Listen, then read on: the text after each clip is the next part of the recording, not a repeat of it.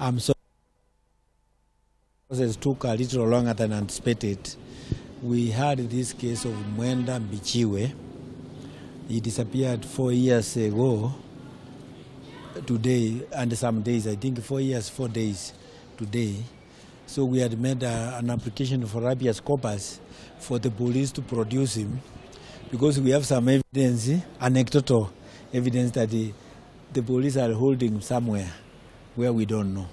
So unfortunately, the judge was not sitting today, Honorable Mondo. He was engaged in other official duties. So we've been asked to come tomorrow at 9. So our purpose today, since the mama lives in Meru, we didn't want to keep her here again until tomorrow.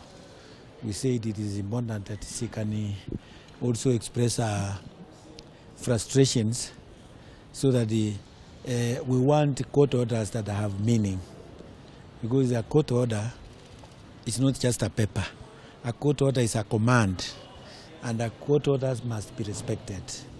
The judiciary is the last body of the three arms of government.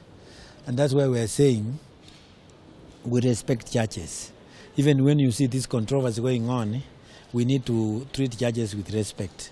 Because if judges give orders which are not going to be respected because of perceived narratives that their people have heard or read in the media, then that will be a disaster to Kenya, because you will see proper disorder.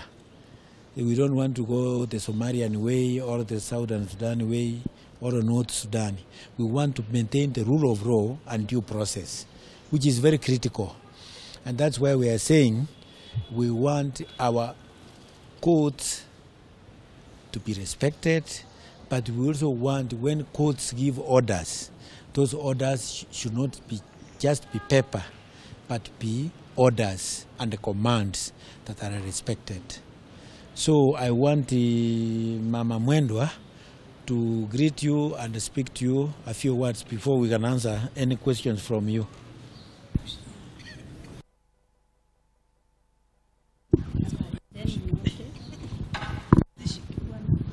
Nataka kusema kwanza, majina yangu ni Njeni Katweri, mama ya Mwenda Mbijiwe, ambaye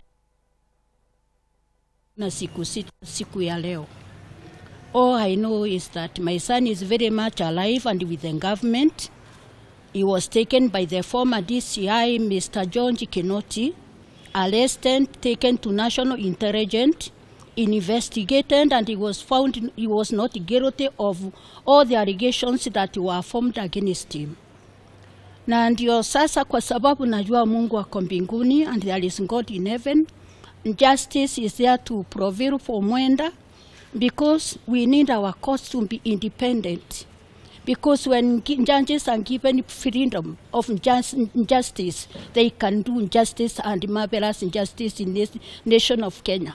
We don't want politicians to involve themselves into this, because we know Mwenda did not went just missing. There were 3 people, prominent people from Meru, who are behind his abduction. He was abducted on his way to Meru. He was coming to visit me. And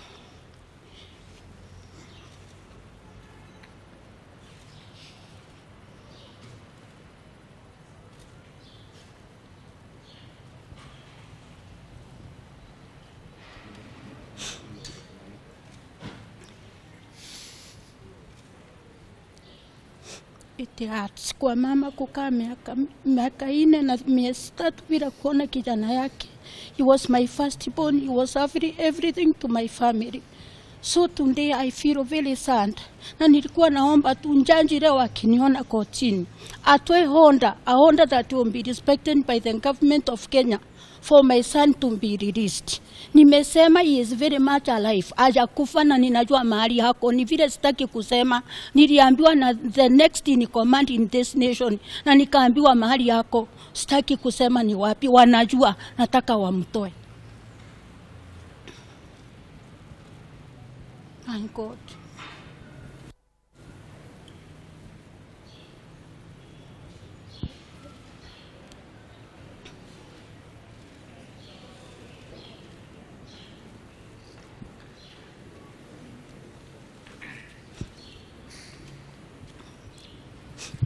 I was not expecting this case to be postponed today.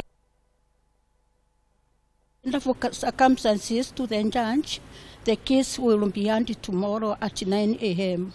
So naomba Mungu tu aingilie judge, aingilie wakili wetu, asaidie wakili wetu Mr. Odiek and the partners who are very much involved in this case, because unajua kesi ambayo iko na serikali watu wengi especially lawyers wanaiogopa sana. Maana mtu akiingilia unaona anakuwa abducted, anapelekwa, wengine wanauliwa, as if Kenya haina justice. It is very sad indeed. Mungu saidia Kenya.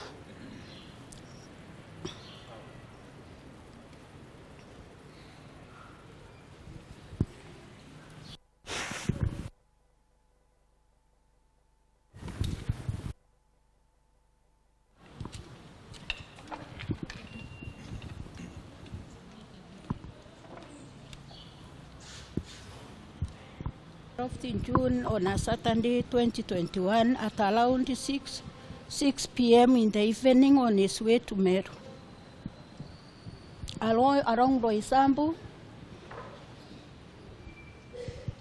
Highway, Thika Super Highway, on his way to Meru.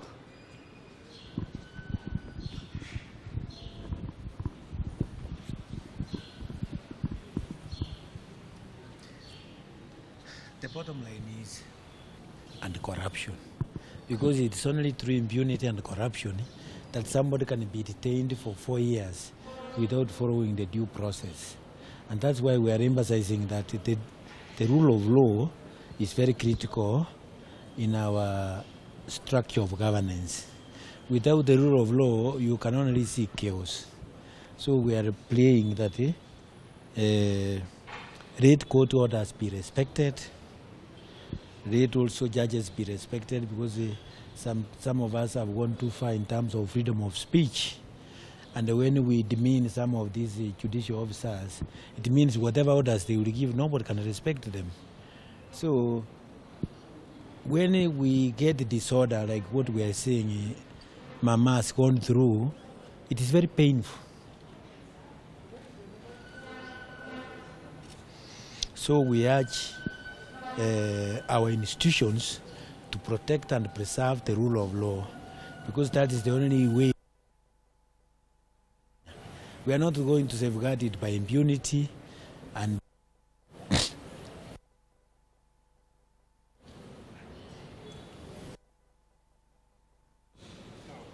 yes. Of my son, some people were sent by the former to come and kill me at home. Not once, not twice.